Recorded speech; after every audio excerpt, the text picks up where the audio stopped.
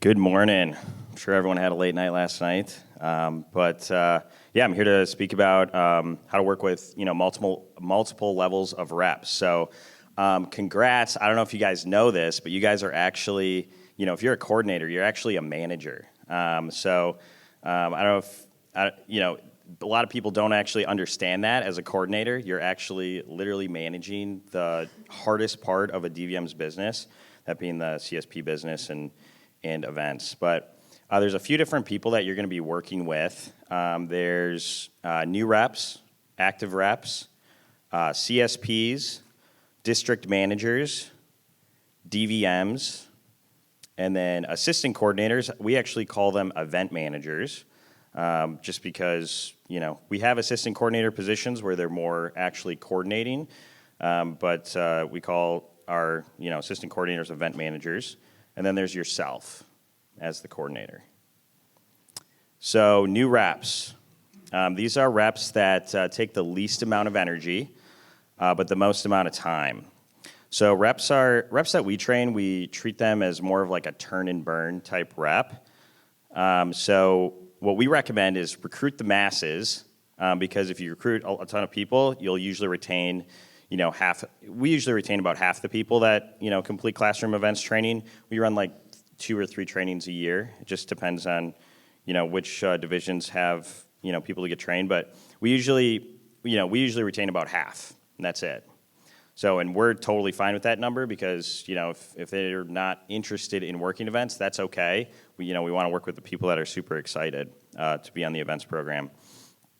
So the more reps that you're training, the more you're going to keep. We really, for reps, there's 2 options, new reps. We got to push them in or push them out, right? There's nothing in between. So if they don't work events, then, what's the point of being on the events team, right? So if a rep does not sign up for a lot of events, what we actually do just to try to, nudge them or help them or push them in is we actually schedule a one-on-one phone call with that rep, and try to, help them go through their schedule, figure out which events they're interested in working. And if they still don't sign up for events and they don't have legitimate reason for not picking events, what we do is then we're asking the questions like, are you sure you want to be on the events team? Is this still a program that you want to commit to? And if they don't, that's totally fine. There are so many layers to the events program, so it doesn't matter if there's a layer that reps are like, oh, I don't know if I want to work malls, or I don't know if I want to work fairs. There's so many different things that they can work, that they can work really any event. So we promote things like traditional events. Obviously, you all know what traditional events are. Farmers markets, gun shows, fairs, home shows, really anything like that.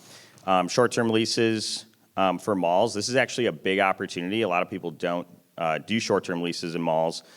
This is something that our team's also working on too. Service events. If you don't do service events, you're crazy. I actually heard Brian Carter yesterday mention a statistic that was mind-blowing. The service event program is bigger than the federal program. It's crazy, right? So if you're not doing service events, definitely recommend doing them. And then also industry events too. Our team only did 6 last year, so definitely an area of opportunity for us. But industry events, if your team's not doing them, there's plenty of them. I'm never going to force a rep off of our team. We don't have a minimum standard to stay on the team. So as long as people want to be on the team, they're on. They don't have to do anything to stay on the team. It's always their decision if they want to leave or if they want to stay on. However, if they don't work, I'm going to continue to ask them, do you want to be on the team or not? I'd rather spend time with somebody that wants to be on the events team, instead of like 10 people that aren't working as much or are very part-time, right? The second person is active reps. So these are your up-and-comers, right? So if a rep is actively working many events throughout the year and growing their sales and selling like 75K plus annually, these are like your future CSPs. These are the people that are probably the hardest people to get on your team, right? If they're selling 75K plus, as long as you can retain them, they're going to be, people that are going to be your CSPs. These are the people that you want to pump up and build their confidence in themselves. So if they have confidence, these are people that could sell 200, 300, 400K. At our year-end banquet, we had all the CSPs, and we have many people that are selling in between 50 and 150K, and it's like, I strongly believe that really any CSP that's selling full-time, even if they're in college, they can sell $200,000. It just, takes a little work ethic, right? But it starts with getting them excited about the job and also hungry to learn. So work ethic, again, that's the hardest thing to teach. The nice thing is this group, they usually have it, but they just need to work a little bit harder to reach those 200, 300, 400K numbers. And then it's always good for them to work on their skill set as well. So we always encourage them to get a sales coach because obviously I'm coordinating the team, and there's a lot of sales coaches that are amazing at what they do. We actually encourage this group of people to hire a sales coach. The ones that I endorse are Josh and Luke. I continue to endorse them. I think they're the best coaches in the company for this group of people. So I always, am endorsing Josh and Luke. I know that they have helped people grow from, 75K to 250, like overnight, it seems like, or over a year. So appreciate you guys helping out this group of people. But getting these people to like a team gathering or taking them out for a meal is a great way to build a stronger relationship with these reps. So, if they respect you and they believe in the team's vision, they're going to work hard and they're going to work hard towards their goals too. Then there's CSPs. So this is the hardest group to manage. In many cases, there are a few types of CSPs on your team. CSPs are also the greatest salespeople. So guess what? They're also the people that are the best at selling you reasons on why you should break policy for them or not enforce policy with them, right? So some of you might be those CSPs if you're not a coordinator. But yeah, so the four groups of CSPs that I really see that I work with are CSPs before you are a coordinator, retired coordinators, or people that are no longer coordinating. And then there's groupies. And then there's new CSPs that you have actually personally recruited and trained, right? So before you're a coordinator, this group is made up of many of your peers. So the reason why you were promoted is because you wanted the job and they didn't, or you're just a better fit for the coordinator position. So this means they usually do not trust you completely day one. The easiest way to win these people over is just to be super organized and also help add value to their business.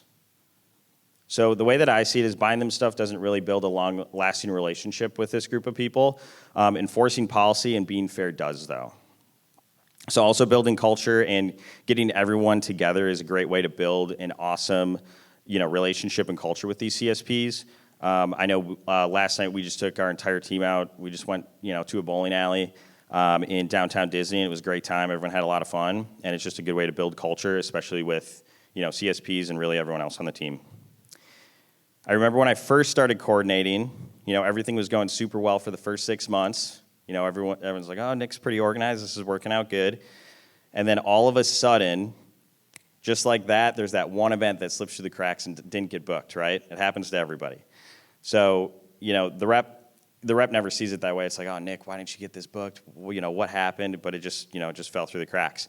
And it happens eventually to everybody, but, obviously the rep doesn't see it that way. So even though I apologize, I had to help, rebuild that relationship with that rep. And now, almost 3 years later, this is actually one of the CSPs that I absolutely love working with. They're one of my favorite people to work with, but it takes time to, build that, trusting relationship between those CSPs. And then there's the retired coordinators. So this group of CSPs, they're actually, awesome because they know how tough the coordinator position is, right?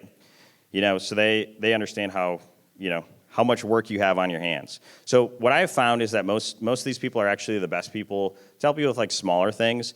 So, if they're, if they have to have a conversation with a rep, if they're struggling with something, give them tips on, how to, sell more at the booth or anything like that. They're good at these things, but also they're also on the sidelines by choice because they want to focus on their own business instead of, the events team, which is totally great. So, so any, bouncing new policies or anything like that, they're great people to, bounce those ideas off of. And then there's, the group of groupies is what I like to call them. This group of people is awesome. I actually love these people. They're always consistent usually. They're selling the same every single year, which is totally great. And the best thing to do is just to stay positive and just really pray for the best for this group of people. So, they're tough to coach on skill set, but, sometimes all that they need is that positive person that just calls them out of the blue and just asks how they're doing, right? So I usually recommend this group of people to, work with their DVM or work with a sales coach. Just just be positive, have a phone call, take them out for lunch, any of those things, that's what that person needs, right? And usually just doing something like that it helps that person, stick around for one, so it's good to retain, but then also, they might grow just by, you being that positive person. And then there's new CSPs. So this group of people is amazing because you brought them into the business as an events rep on your events team. So they're the easiest to work with. So as long as your policies are fair, so if you don't have a good policy, make sure you have one. But they're going to follow policies more often because they don't know the difference between not following policy and following policy, right? So this group, it always, gets me super excited because sometimes you don't realize how many people you've actually brought on the team. If you've been a coordinator for a few years now, it's crazy to just look back where you started and just see how many people are actually on your team now. It's crazy how much, a coordinator can help a Cutco rep succeed in this business. So most teams in the company, they're super top heavy. They have a bunch of top reps and nobody at the bottom. And then they have there's the opposite where they have a bunch of new people and only a few people up top. But getting those people in between that are between like 50 to 200K, that's the hardest group of people to actually get onto the events team, that middle layer. And that's usually what kind of connects all the dots. So the top people can, teach the people in the, middle tier, and then the middle tier can help the people that are, the newer tier. So, the divisions that I've seen it happen on our team, so obviously I've got 8 divisions, but Big Sky, they're out west in like Idaho, Montana. In 2022, when I started coordinating, they had 7 people on the team, and now we have 11, and most of those people are full-time CSPs, which is pretty cool. So yeah, it took 2 years to get those 4 more CSPs, but most of these CSPs are selling between 75 and there's all the way up to Tara who's selling 750, 600K a year, which is great. And then we've got Northwoods.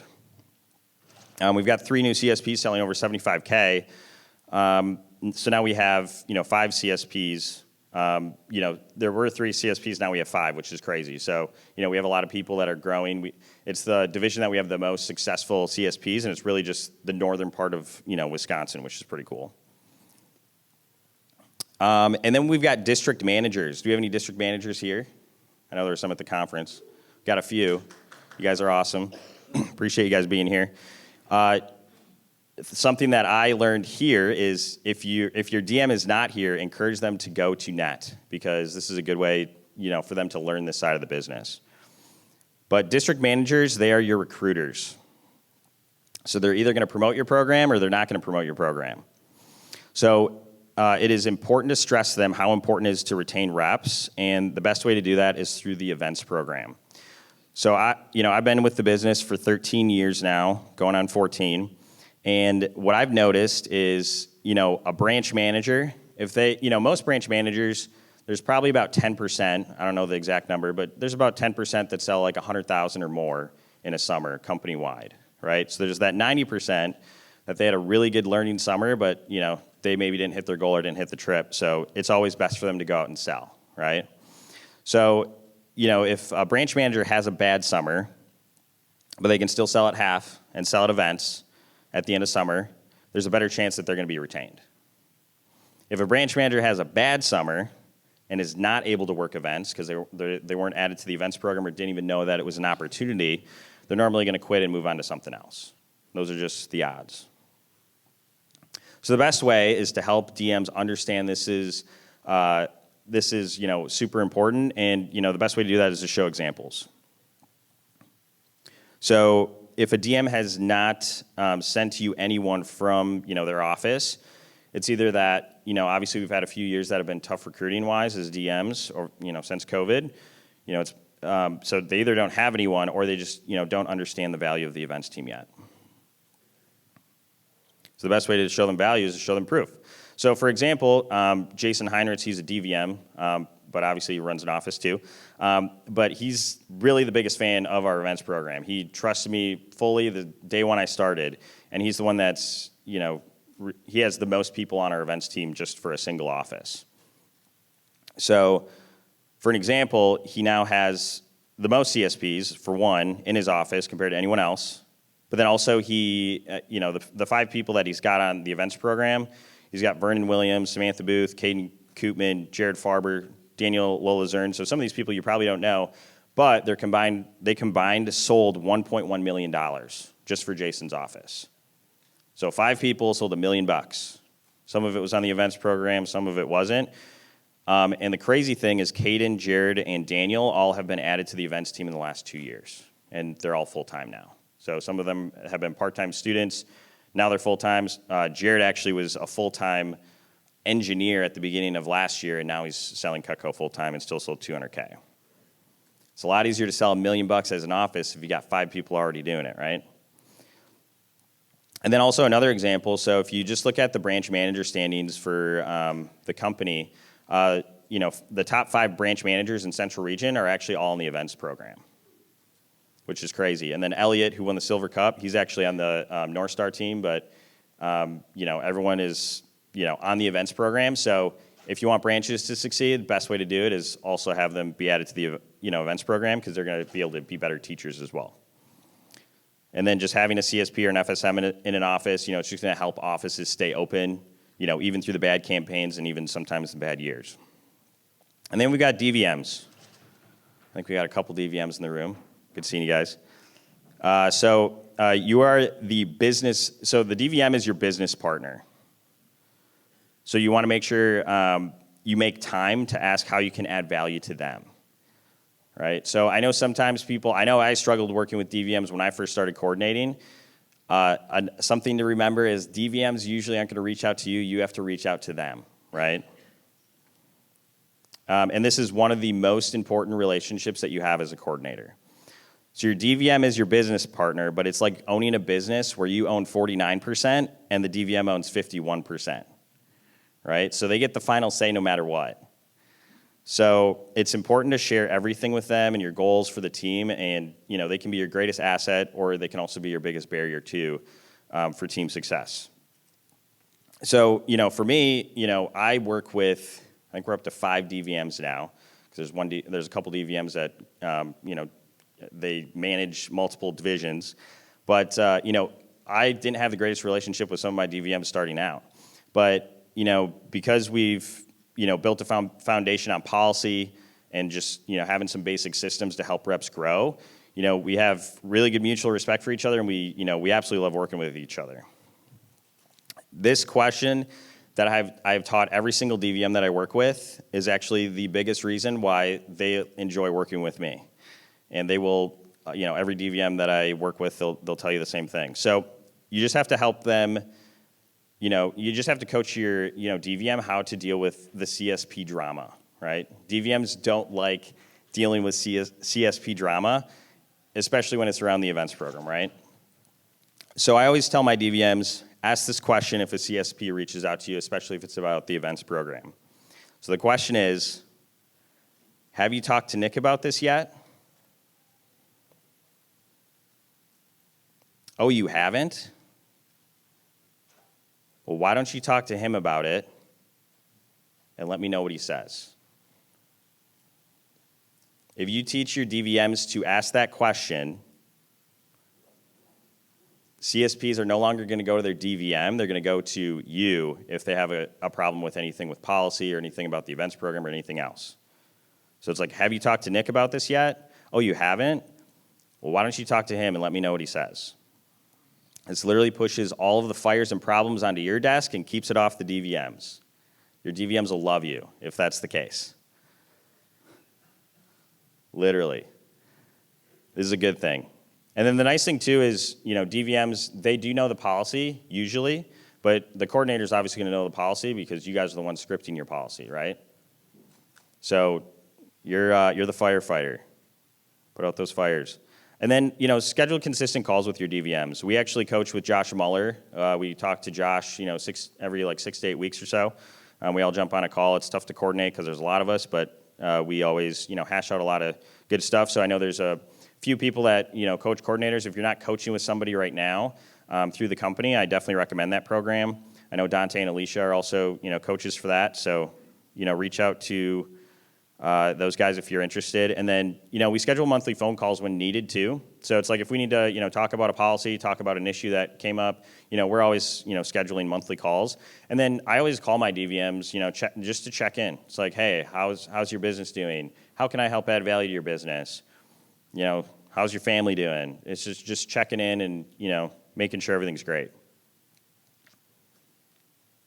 And then we've got event managers or assistant coordinators. So these people, event managers, are the people that you employ to make the events team better. I always ask, what can you do to help the team and help create $1 million in business for the events team? I think I heard Foss say that one day, and I'm like, that's a good idea. How can we find somebody to add $1 million to our events team just by helping out with certain roles? So these people are also your future coordinators too. So if you're coordinating, it's always good to have a pipeline of somebody that's going to replace you someday. You got to have somebody that's going to replace you, because if you ever want to stop coordinating, or maybe you move on to something else, or you get promoted, or who knows what it is, you want to make sure that you have somebody that's able to fill your shoes as well. Something that I've always taught my event managers is they need to learn their position and not delegate the work.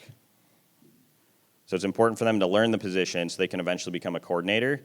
If they're just delegating everything, then they don't really know how to coordinate, right? So, do we have any Suits fans in the room? Suits, yeah? Yeah, Suits, yeah, it's a great show, right? So, the way that I see my relationship with the event managers is I'm like Louis Litt with the associates, right? So, I'm not as aggressive as Louis, but I definitely give them a lot of tough love, because it's really hard to be a coordinator. All of you already know that. And so, I'm always giving them tough love. I always, coaching them really hard, because, if they're not going to do the work, it's okay. Maybe just coordinating isn't for them. But it's important to, give them that tough love. I love my event managers, and that's why I want them. And I really want them to be really good coordinators someday. And that's how Louis sees his associates. He's always like, oh, yeah, I really love the associates, and I want them to be really good lawyers someday, right? So if you haven't seen the show, it's an amazing show, so definitely recommend it. It's really long, though. So, what was that? Yeah, just got lit. It is, so it's okay to, if somebody says, hey, I don't want to be an event manager anymore, an assistant coordinator, that's totally fine. Somebody else will do it eventually. And if you don't have somebody to delegate the work to, you just got to wait for that person to show up someday, right? Recruit more people. And then there's yourself. This is the most important person to manage, is yourself. So if you cannot hold yourself to the highest of standards, you cannot hold your team to, the standards and policies that you put in place, right? So there's different hats that I wear, weekly, sometimes daily, but there's 4. So the first one is the bad guy, right? So as a coordinator, sometimes you have to be the bad guy, right? It's if someone breaks a policy, you have to crack down, right? And, make sure they understand the policy. So we use late fees. And then if it becomes a problem, we eventually do suspend. I've only had to do that twice as a coordinator, and it's always the worst phone call. It's never fun. But the most important thing is to protect the policy. And protecting the policy is the most important thing in order for your team to grow. And then there's the mediator. So unfortunately, reps, they sometimes get into arguments, right? And sometimes they cannot come to a conclusion even after looking over the policy. So the best thing to do is schedule a 3-way phone call and hash out what needs to happen. So remember, it is your job to uphold the policy and not make, everybody happy. So, it's just important to use the policy, and I even sometimes blame the policy because of the decision that I make, right, as the coordinator. So anytime I'm having one of these, mediating conversations, it's always, okay, well, let's pull up the policy and see what the policy says, right? Well, the policy says this, so that's what we should do, right? The third thing is top sales producer. So you have to be out there selling with your team and proving your skill set. If you don't have a high skill set, how can you teach others and expect others to have a high skill set around events? Now I'm obviously, coordinating 8 divisions. I don't have a whole lot of time to be out in the field, and that's fine. If you don't have a ton of time, that's totally cool too, because I know some of you are running huge programs. But it just means you have to be more intentional with the days that you're working. So yeah, I only worked 93 days in the booth last year and still sold over $400,000. And honestly, the plan now is to cut back even more and only do 75 days and still sell over 400K. So it's just important that you sell and be intentional when you're, and increase the skill set, average order, average booth day, so you can sell that much in a small amount of time. And then the last one is the hype man. So if a rep is struggling, sometimes all they need is to hear how awesome they are. So don't be afraid to call them and encourage them to be awesome. I do this every morning at key events, even if people are crushing it. Usually the people that are crushing it are the people that need to hear it the most, right? Because we don't want them letting off the gas. So Wisconsin State Fair, that's definitely the biggest event that I coordinate. And every single day I'm making my rounds, going to every single booth, high-fiving in the morning, making sure people are excited to win the day, especially like day 8 when everyone's like, oh my gosh, we've been here forever. It's been a long fair, but we still got to finish strong, right? It's always good to just go around and get everybody excited to win the day. So I have a couple examples on when to wear these hats, and I've got one example when not to, right? So a good example is, getting people ready to work at a state fair. That's when you want to be the hype man, right? If someone's late, their stats are late, that's when, hey, the bad guy, you got to slap that late fee onto their commissions, right? Never like doing it, but it's important to, be that person and make sure you're holding people accountable. And, if there's 2 reps arguing over how turns work, that's when it's good to schedule a phone call and be the mediator. And then, a bad example would be, if a rep's having a bad day at the booth, you don't want to be the bad guy and be cracking down on them on something that, or maybe it's like, hey, you did this wrong, and, they're having a bad day. It's, you don't want to, basically push that person even lower. That's when you want to be like a hype man and, really help that person, get over whatever they're going through. So really, just to wrap up here, really, what all this is about is not only working or managing multiple levels of people in the business. This is about communicating effectively with multiple levels of reps and managers. So if you communicate effectively with your team, you'll see results that you never believed were possible. Thanks, guys.